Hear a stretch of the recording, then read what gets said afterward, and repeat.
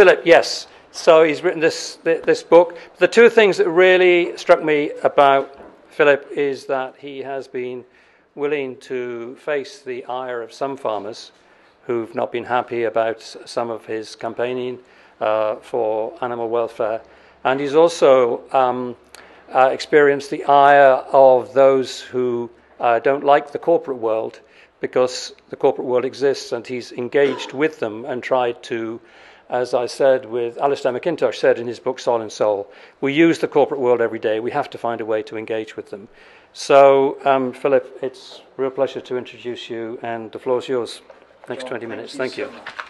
Thank you, and it's a real and genuine pleasure to be here with you today.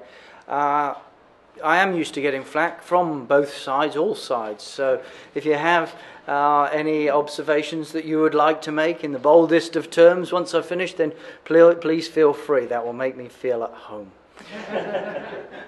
I should say that following John Turner and his group of people from the Pasture-Fed Livestock Association is something that I've done on a number of occasions, and it's always a thrill, because in the Pasture-Fed Livestock Association, I think that in what they do, in what John described, I think there's a real strong common sense message of how we can produce food right. Because if I were to ask you to close your eyes for a moment and think about where good, tasty, wholesome food comes from, I bet you most people would describe it as green, as pastures, there'll be hedgerows, there'll be a diverse countryside with wildlife. And I think that's why the food industry play on that with words like fresh and country fresh and natural, because that's where we go. The irony is, as I show in my book Farmageddon, increasingly food production is going somewhere else. Before I come on and just expand on that, I want to show you a short 2-minute compot of some of the things which I saw during the Farmageddon journeys, which was a global journey along the tentacles of the industrial farming industry. We might just get that feedback while it's... Yeah, there we go. Can you separate them? Somehow, somewhere, we've taken a major wrong turn. We're stealing from the legacy of our children. Y nos está llevando a condiciones de pobreza extrema. We're talking about heart disease. We're talking about birth defects. We're talking about stunted lung growth. Prostitución infantil, trata de personas. I think he shot himself. You know, leaving families behind. You know, kids. And this is what they don't want you to see.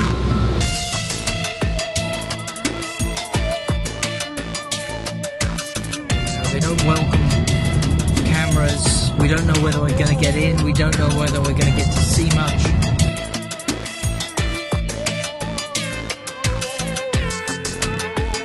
I've never ever seen anything quite this bad.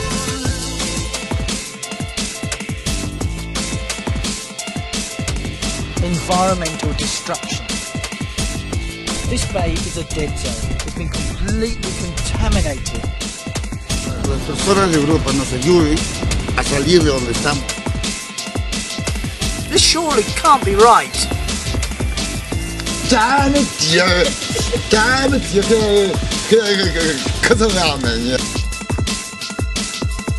It just shows you, it underlines what we have to lose, what we stand to lose unless we stop this madness.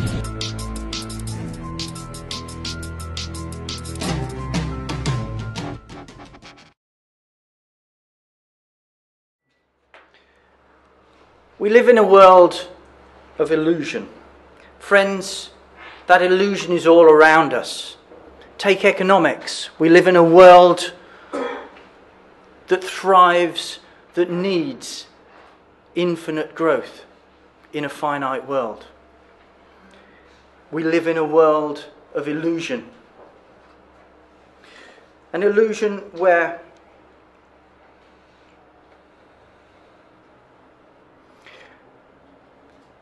the externalities, what goes into our food, is often overlooked. We live in a world where our current lifestyles here in the West, globally, require us to have 1.5 planets to sustain it. By 2050, as things continue to go the way they are, we will need 3 planets to sustain our lifestyle. I hope that those that want to perpetuate and roll out this lifestyle in pursuit of infinite growth will have an idea of where those planets may come from within the next generation. And when we talk about food, when we talk about those hidden costs, the illusion is real. The illusion that corn is so cheap, we may as well just feed it to animals. Something which started around the turn of the Second World War. And now animals, chicken for example, is so cheap we may as well throw it away. It's an illusion, but it's also a reality. In Europe alone, every year we throw away nearly 2 billion, yes that's a B, chickens every year. Raise them, usually in factory farms, slaughter them and bin them in terms of the equivalent of meat waste that we dispose of. And I think most of us, when we are at that supermarket, the ultimate illusion of cheap food, we're often unaware that we're paying for our food 3 times. Once at the checkout, the second time through our taxes for big subsidies, the third through the clean-up cost to our health in bad food, to the environment. We live in a world of illusion where making systems, food systems, more productive and efficient is leapt on by industrialists to mean let's do more industrial farming, overlooking the fact that what they mean by efficient is actually not only cruel to animals, but is also the most wasteful. You see, over the course of the last 3 years or so, I went on a journey and I took with me a journalist. At the time she was she was the political editor of the Sunday Times, a journalist called Isabel Oakeshott. And we went on a global journey to just see what's going on and see for ourselves. I've been working in this area for 25 years. I've been thinking to myself, I need to get out more. I need to see it for myself a little more globally. I need to see whether the flack that I'm getting for exaggerating is right. And what I saw when I took that journalist on that journey was that far from exaggerating, I'm guilty of spending 25 years of my life underplaying the situation. And maybe still do. But anyway, here we go. So I went with Isabel Oakeshott. She was the political editor of the Sunday Times. Now she's writing the biography of David Cameron, the British Prime Minister. So I say to her, having gone from Farmageddon to David Cameron, she's gone from writing something serious to something more light-hearted. I can't repeat what she says back to me when I say that to her, but it goes something along the lines of, Farmageddon off. I wanted to show her in one journey that industrial farming was bad for animals, people and the planet. I chose her to work with because as a political journalist she was politically savvy, working with all echelons of policymakers. But there was something else. She's got a young family, little babies. And so in the evening she's thinking about what best to feed her children for tea. And that was rather special, but it gave me this conundrum. So I said to her, let's go to California. I want to show you something. And we did. We went to California. We went to the land of milk and honey. We went to Central Valley, where so much of the produce comes from. And we stood amongst these vast monocultures, much, much bigger than the one that John described here in the UK. Vast, going as far as the eye could see, left, right and forward. And we stood amongst this vast grove of almonds. They looked stunted to me, but what I can tell you for sure was that they were in perfectly regimented rows. And as we stood amongst these trees, I said, Isabel, just listen. Just listen. Do you know what we heard? Nothing. Not the chirp of a bird or the buzz of a bee. What we did hear eventually was the low throb in the distance of a helicopter that was pesticide spraying nature away. And this was part of a daily assault on the landscape there, from aircraft, for funny-looking landcraft, from people in protective suits. No wonder then that the ecosystem in this land of milk and honey is breaking down. No wonder then that that land of milk and honey plays host to one of the biggest and most unnatural migration events on the planet. 40 billion bees every year migrate into the state of California on the backs of 3,000 articulated lorries. The hives are put out amongst those almond groves and other crops for 6 weeks to pollinate what nature can know in a way that nature can no longer provide. And then they're put back on the backs of the trucks and taken to the next eco-stricken state.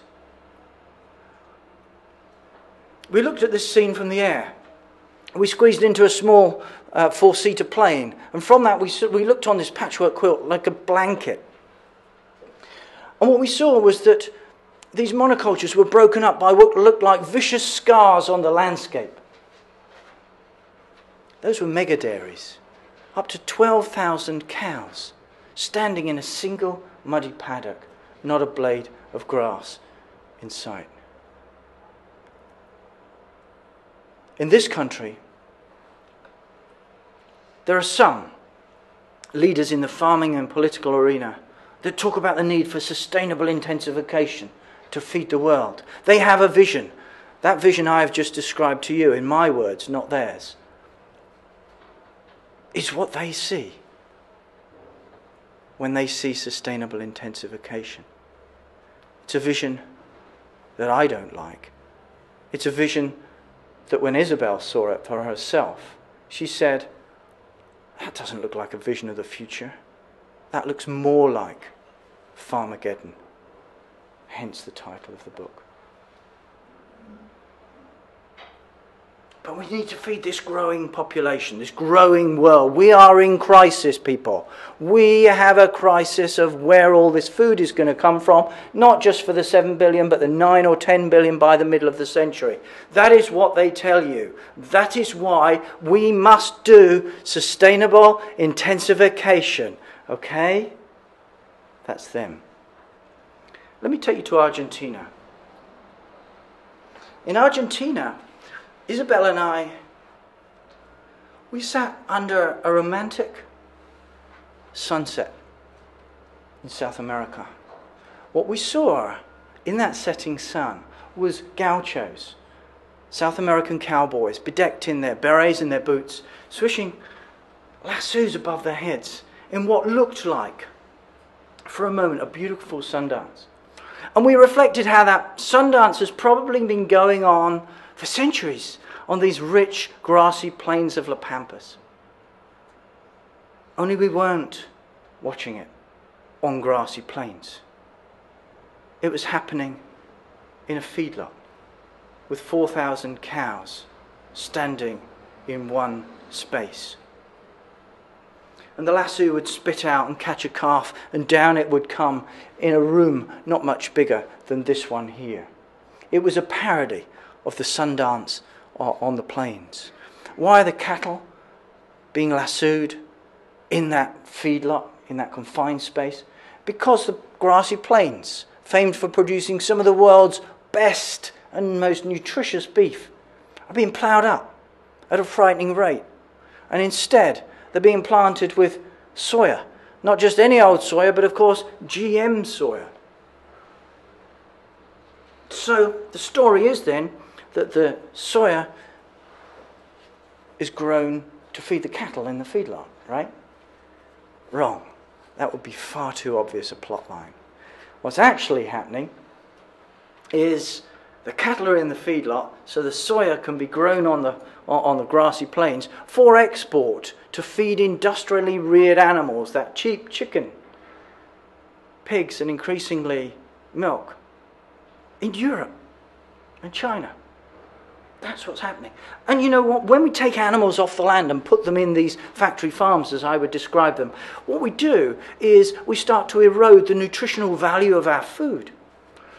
Compared with pasture-fed beef or free-range chicken, for example, the intensively produced cousin will have up to twice as much saturated fat, be lower in omega-3s and other health-giving nutrients.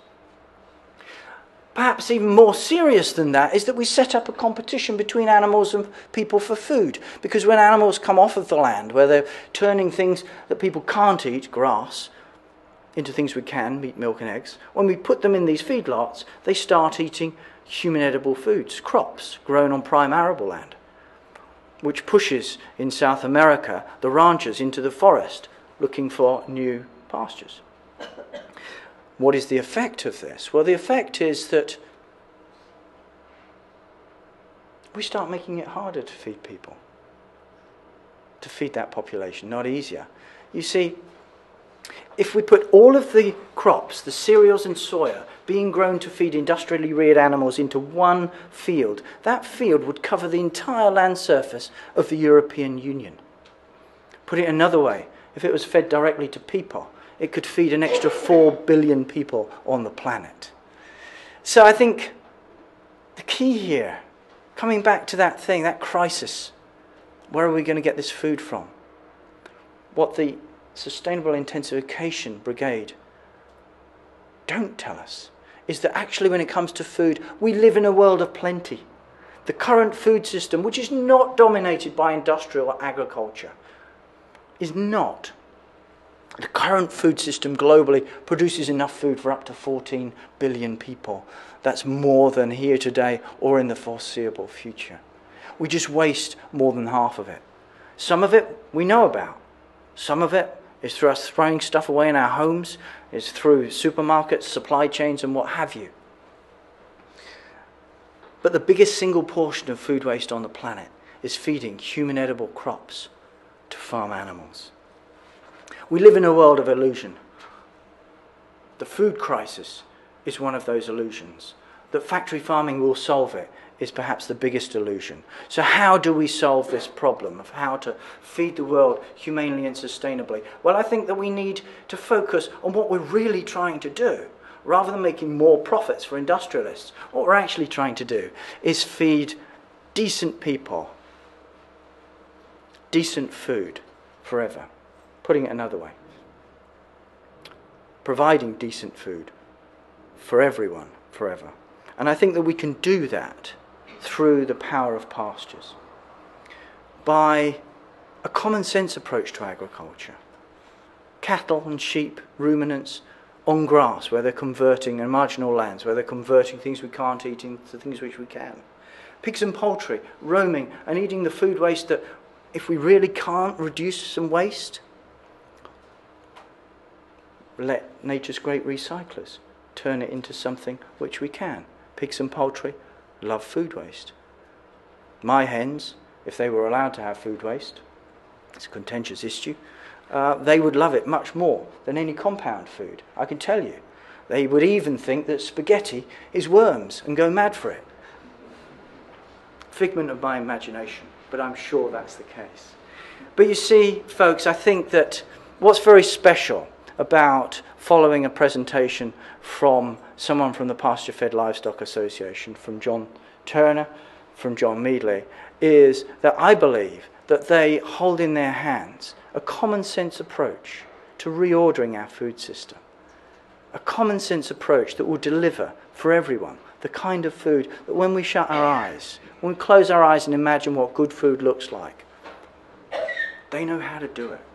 They know how to do it without lots of chemicals, without lots of paraphernalia, without all the environmental destruction, without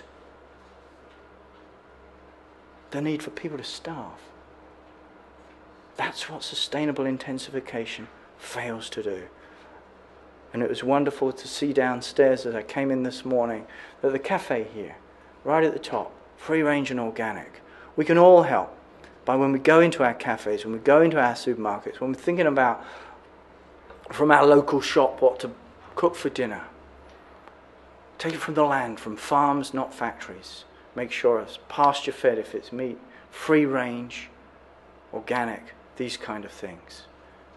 Please help us to help the world to turn away from Farmageddon, led by the industrialists, and instead see the future where it should be, on grass, in a decent, thriving countryside that will continue to provide for us all. Thank you so much.